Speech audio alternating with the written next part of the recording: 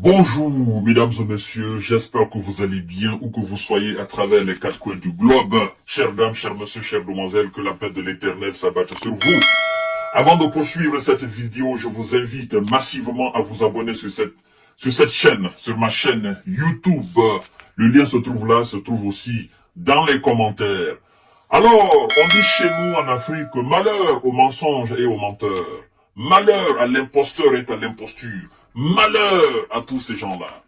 Vous savez, hier, depuis avant-hier d'ailleurs, depuis l'avènement de cette situation des terreaux à Moscou, au niveau de cette immense salle de concert, Crocus City Hall.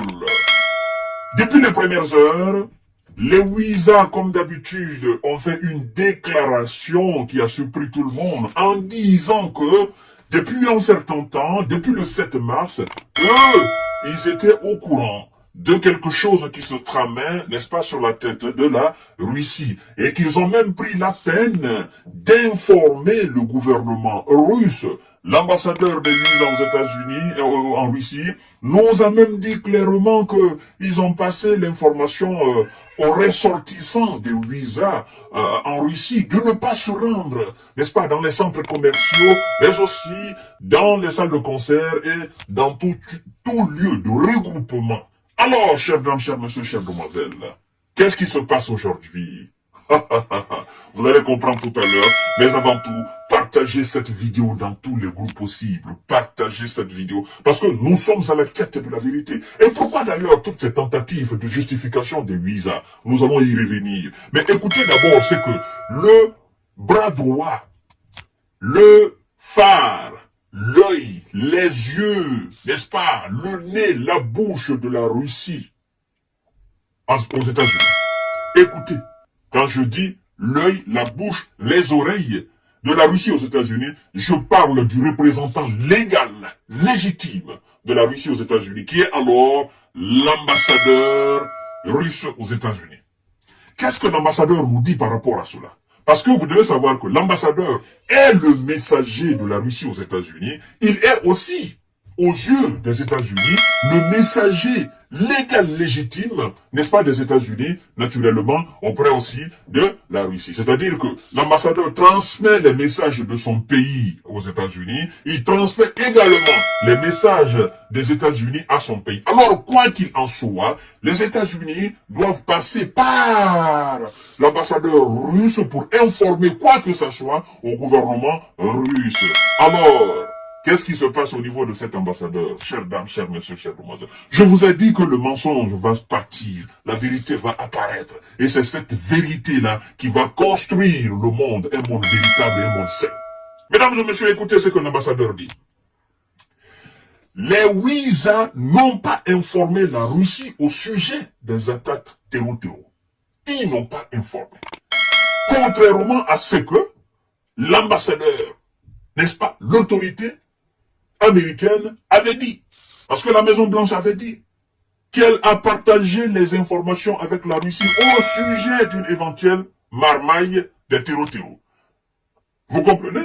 Et que M. Vlado avait même considéré cela comme du chantage. Mais l'ambassadeur, le représentant de Vladimir Poutine aux États-Unis, a dit que les USA n'ont pas informé la Russie. Que cette information, elle est fausse. Cette information, elle n'est pas vraie. C'est ce que ça veut dire, chers dames, chers messieurs, chères demoiselles. C'est qu'a déclaré auprès, n'est-ce pas, l'ambassadeur russe à Washington. Écoutez très bien. Nous n'avons reçu aucune notification ni aucun message en avance. Vous comprenez? Nous y avons prêté attention. Je n'ai eu aucun contact avec la Maison-Blanche ou du département d'État sur cette question, a déclaré M. Anatoly Antonov. Je réitère encore, je répète, pour ceux qui n'ont pas très bien compris, partagez la vidéo. L'ambassadeur dit ceci. Nous n'avons reçu aucune notification, aucun message en avance. Nous y avons prêté attention.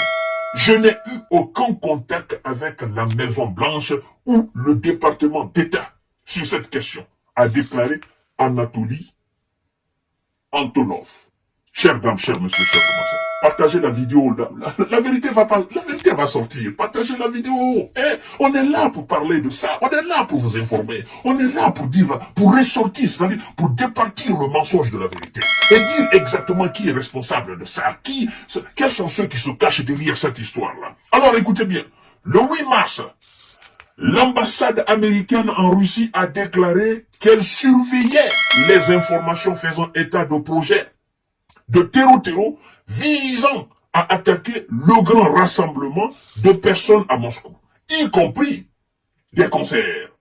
Pourtant, après l'attaque des terreau au Crocus, la Maison-Blanche a déclaré qu'en mars, les États-Unis avaient reçu des informations sur la préparation d'une affaire de terreau à Moscou, vraisemblablement dans les lieux très fréquentés, et les avaient partagés avec la partie russe.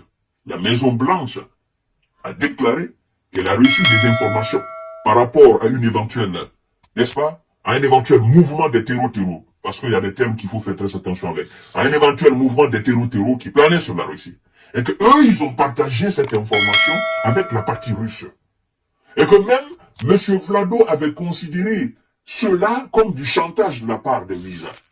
Mais le représentant légal de Vlado à Washington vient dire le contraire.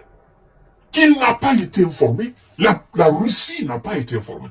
Et vous n'allez pas me dire quand même que l'ambassadeur n'est pas informé, mais quand même on peut informer le gouvernement russe.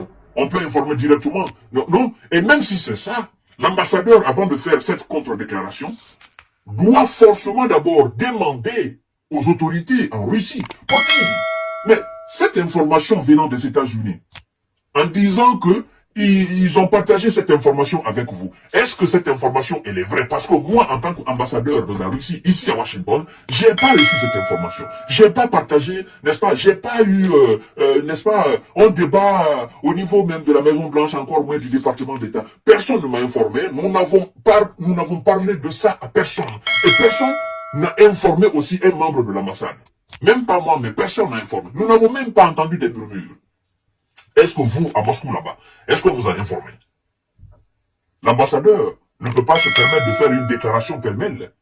C'est parce que, après avoir entré en contact avec cette information, faisant état de partage d'informations, n'est-ce pas, d'éventuels mouvements de terreau sur la Russie avec la Russie, l'ambassadeur se dit, mais écoutez, si moi en tant qu'ambassadeur, j'ai pas reçu l'information, la Russie, le gouvernement russe n'a pas reçu l'information, alors les Ruisa ont partagé cette information avec quelle autorité russe? C'est ça. Ils ont partagé cette information avec quelle autorité? Vous n'allez pas dire que vous avez partagé l'information avec les services de renseignement, parce qu'ils sont allés même à dire que M. Vlado a considéré cela comme du chantage.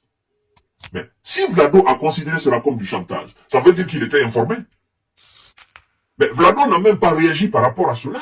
Et son ambassadeur vient de dire le contraire. Alors, mesdames et messieurs, il y a quelque chose qui ne tourne pas en rond.